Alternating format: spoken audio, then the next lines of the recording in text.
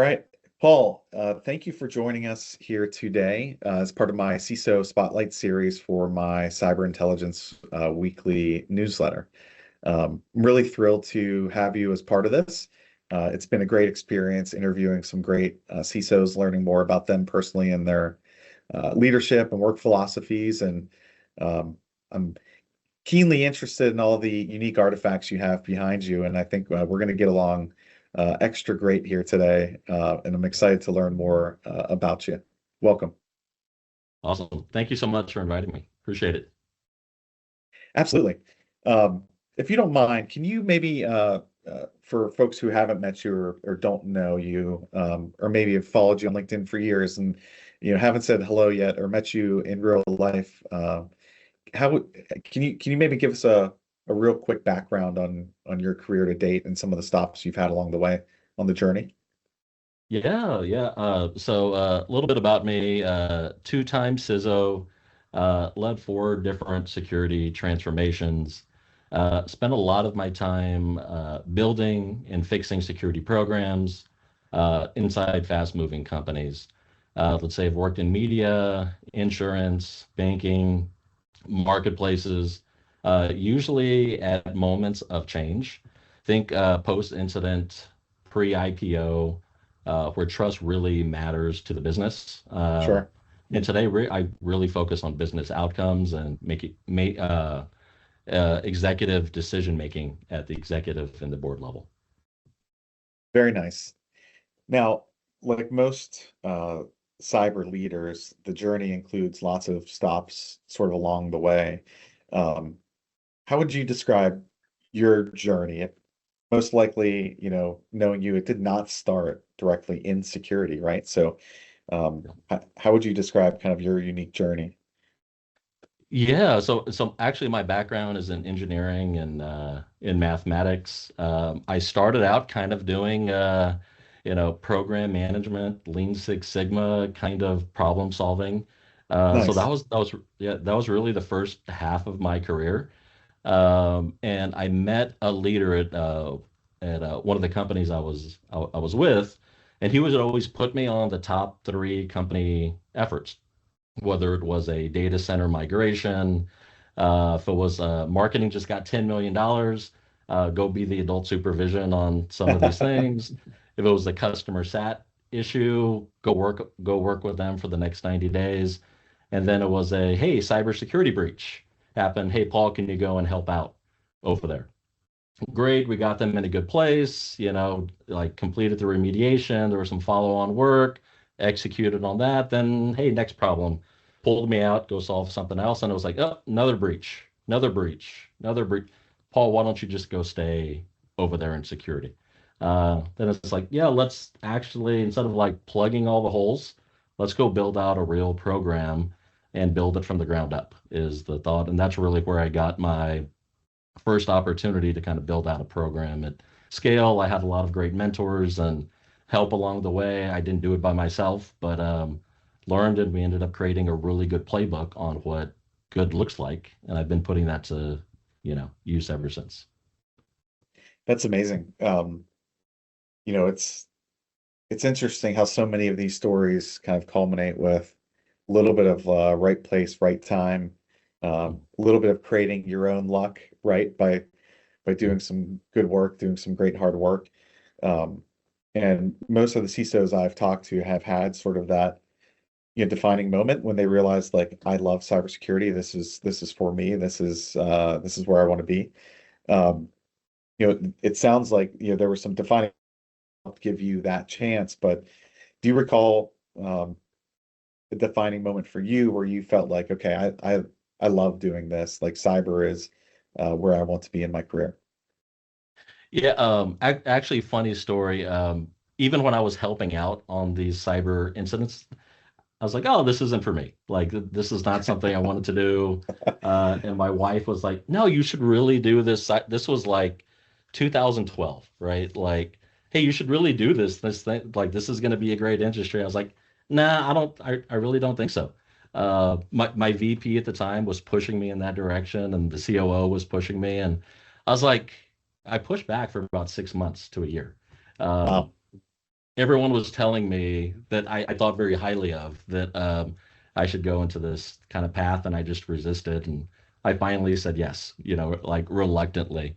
Um, but finally, I think when I found out kind of my skills and my passions are, how do I communicate risk to sometimes leaders that don't understand the technical depths? How Yep, do I put together a plan and structure that can actually be successful, that we can execute? How do I go and get funding, and then like getting stakeholders on board by going and selling this idea to them that actually hit on all my strengths? Um, and that's really what I'm focused on. That's what I'm good at. And now it's communicating that to, C-level executives, now to the board, and then now even all the way down to kind of my, like engineers on my teams, saying, here's why these things matter. Here's why these things are great, maybe from a technical, tactical perspective. But if we're trying to reduce risk at the company level, these are the things that matter a little bit more. So just translating all the way up, all the way down, is kind of what my skill set really is.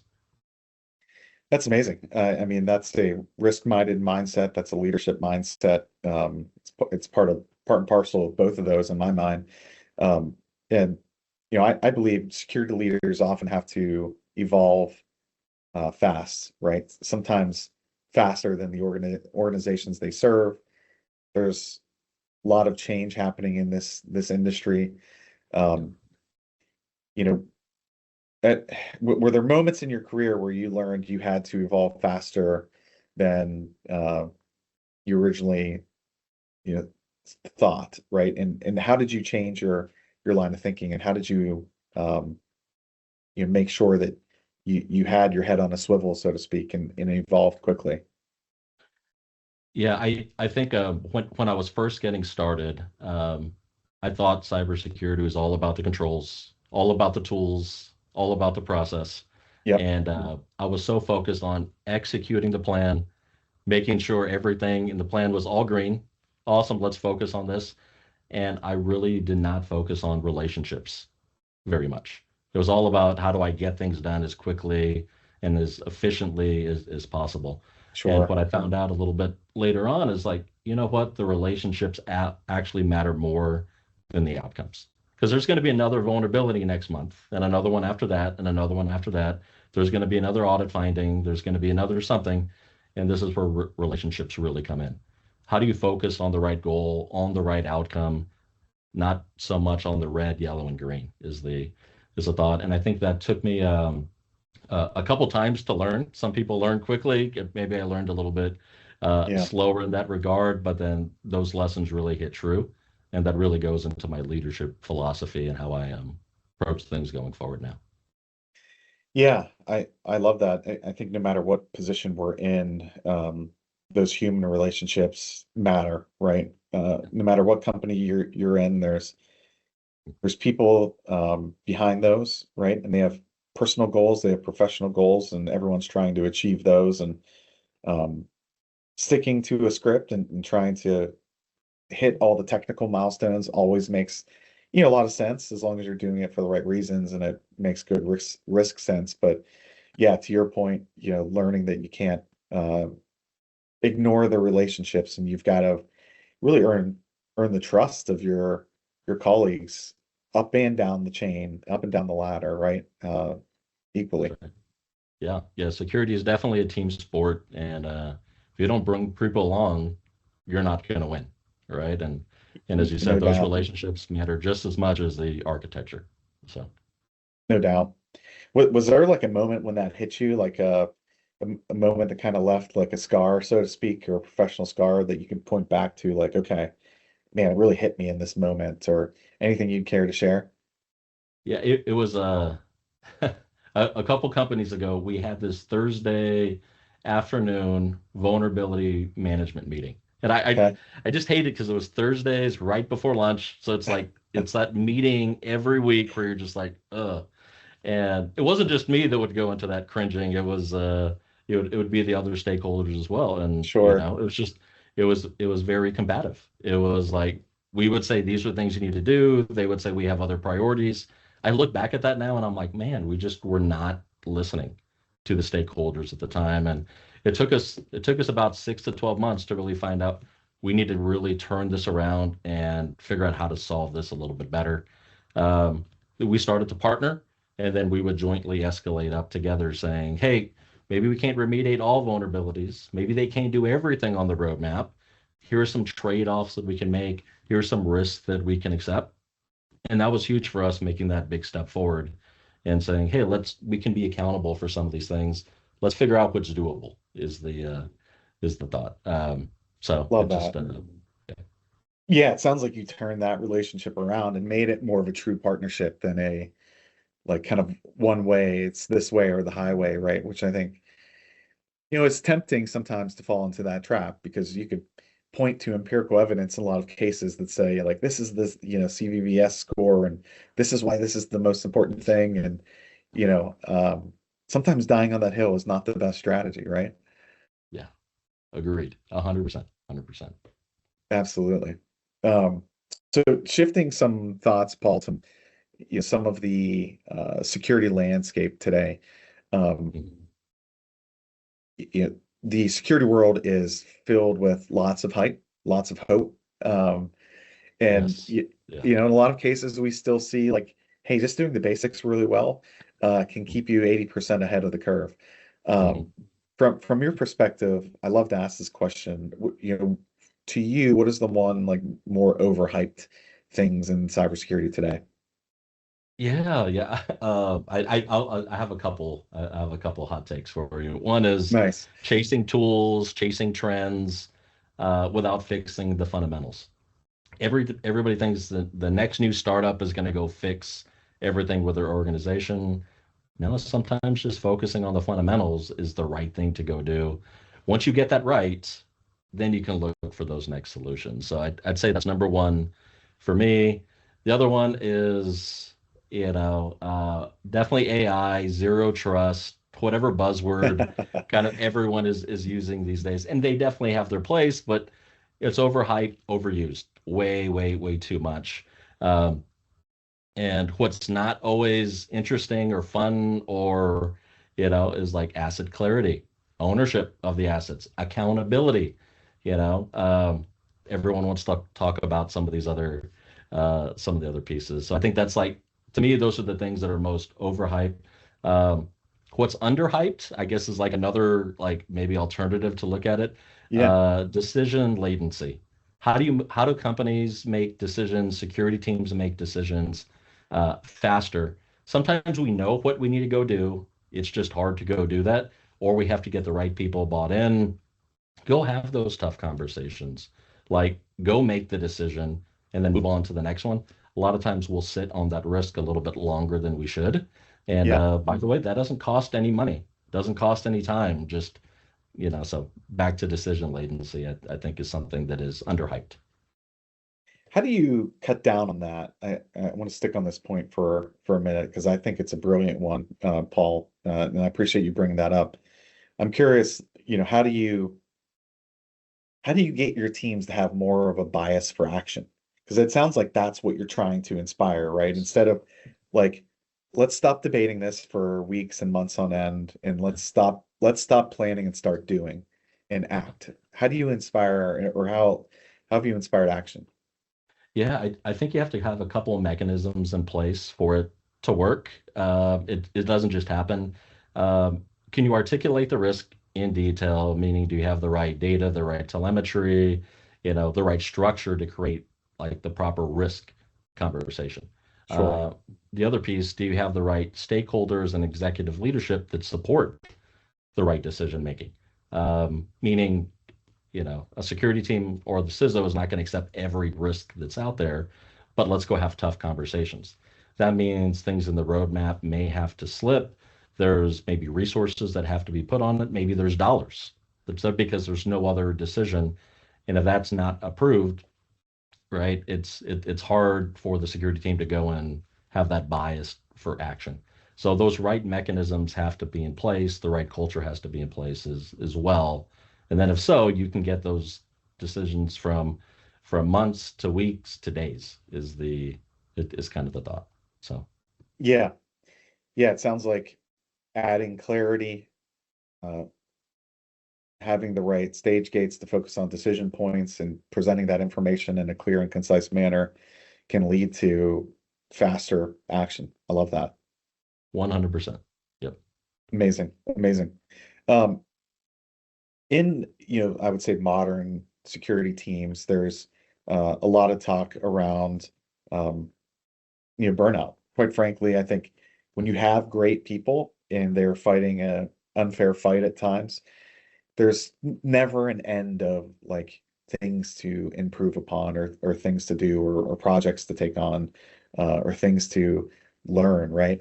Um, so I think something that's important to think about is like how do we keep our teams, fresh and feeling engaged, but also feeling, challenged enough. And there's a fine balance there for people. What have been some mechanisms or methods that you've used in your leadership journey to help, keep people kind of feeling fresh and feeling challenged and engaged at the same time? Yeah, I would say from a CISO point of view, stop pretending everything is urgent. Not Sure. everything is urgent. Um, Prioritization te- matters. Yeah. yes, yeah. Teams burn out when leaders can't prioritize, right? Yeah. If it's Friday night and a security leader's, slacking or texting their team, if it's Sunday, if it's protect the team's weekend, protect their PTO 100%, right? Like you should have other people on the bench ready to go for some of those things. And look, it's a hard job. There's always risks going on. There's always something to worry about. But how do you not let that anxiety get to you, saying, "Hey, that'll be there Monday," Yeah. And there are things when they're urgent and they have to be done right away, but that's not every Friday night or Saturday night. Leave that until the next, to the next Monday morning. So yeah, simple and easy. Yeah, and it sounds like it's always sort of hand-to-hand combat, right? You've got to be in the prioritization game and working with your people day in, day out to understand what they're working on and what's keeping them up at night, right? Yeah. Yep. Correct. Correct. So, Paul, you mentioned and talked, about building security programs from the ground up and really having a flair for that. Mhm. If you were walking into a brand new organization today that sort of needed, help, greenfield opportunity, with only three investments, where would you put them and why? Like, what would be your big three Mm. things that you'd kind of start a program on and focus on? Yeah. Great question. Great question. I would say um, number one is people. People are always the difference maker. People who know how to think critically and not just operate tools. If you have the right people, you will be 100% successful. Yeah, I would say number one is definitely the difference maker there. Uh, number two, and sometimes this could be a luxury, maybe kind of pie in the sky kind of thing, but clear asset and data ownership across the business. Who owns that specific asset? Who's accountable? Who's responsible? And then the security team is there to help make sure they remediate or hold things to kind of best practice. But I have to have that partner in the business. And if there's a blank space there, then who really owns it? Yeah, I'll never be set up. The program will never be set up for success. If half those areas are blank or those people are no longer there, yeah, I'm in a really tough spot. So if I had a magic wand and I accountability. had number two, that would be Yep. awesome. And then number three is executive alignment on risk tolerance. Very luckily, I've had that the last couple programs that I've been a part of. We had an acceptable risk level. Anything above that, we would go and remediate or figure out a way to go and put in the right controls to get it from a high down to a medium or a low. But if a leadership team can't agree on what an acceptable rate is, we'll always struggle. Or if it changes, a security program will always struggle.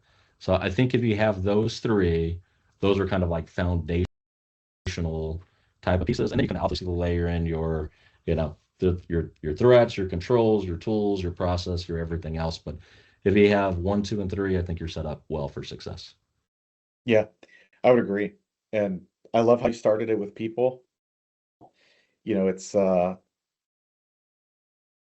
it's such a tech forward Yeah. role that you're in, right? And cybersecurity, everybody thinks about the tech first a lot of times, but it's refreshing to hear, a cyber leader, someone that is tech focused, say the number one thing that you would focus on is the people, right? Yes. And I wholeheartedly agree with that, right? When you strip all the cool stuff away that we do, it's all uh, run by people, operated by people to protect other people, right? Yes. Yeah. Um, That's a good way of putting it. Yes. Correct. yeah. Correct.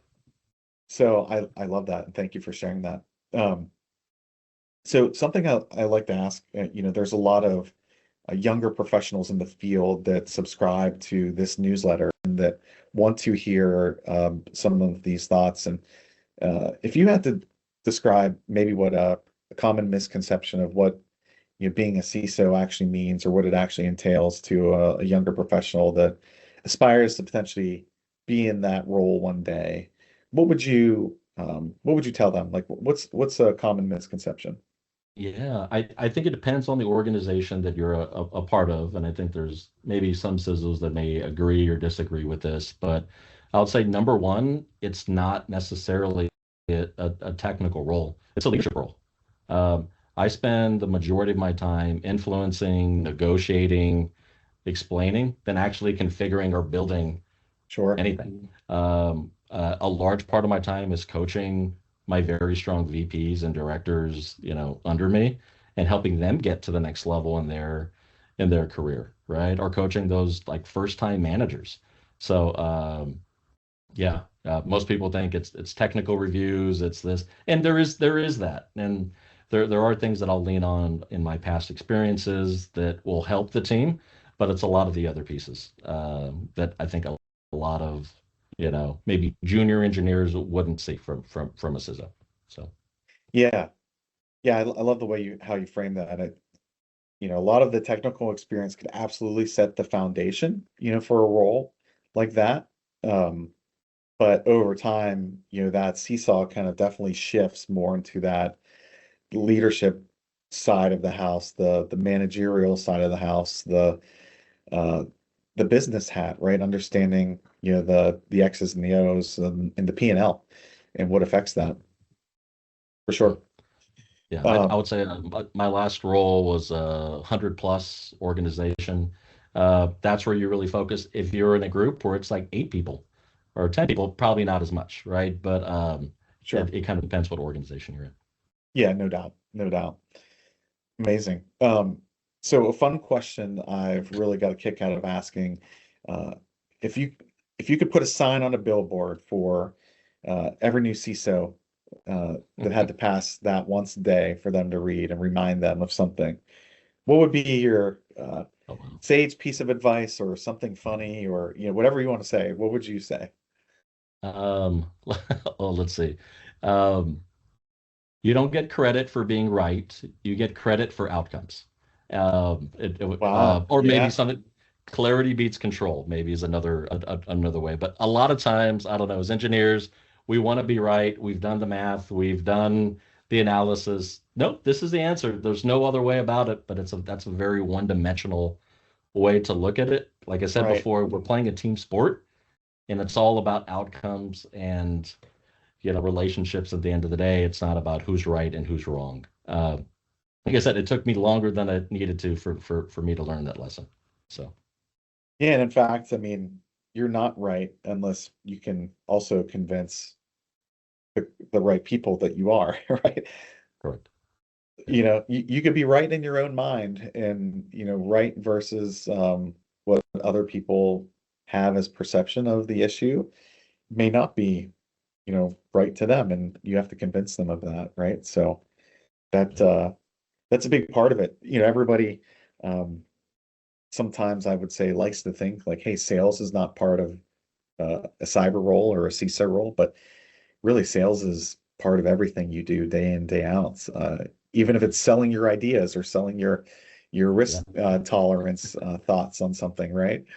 Yes. Yeah. I always tell people this is a sales role. Is I'm always selling somebody, right? Whether it's Yes. a C-level leader, whether it's someone to come and join my team, whether it's, I'm always selling someone that, and nobody told me that was part of the job, up Yeah, front. you're either selling or they're selling you, right?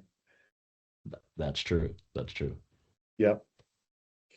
Um, Paul, tons of great books in the background there. Yeah. I'm curious, are there any books, concepts, philosophies that you'd like to share that have had sort of an outsized impact on your leadership style or your career path? Yeah, I would, a couple come to mind. I would say I'm big on the idea that hard things matter. Early in my life, I learned that talent alone is not enough. You have to put in the work. You have to have the grit. When no one's watching, are you going to go do those extra things to get you to where you need? So I'll call that extreme ownership.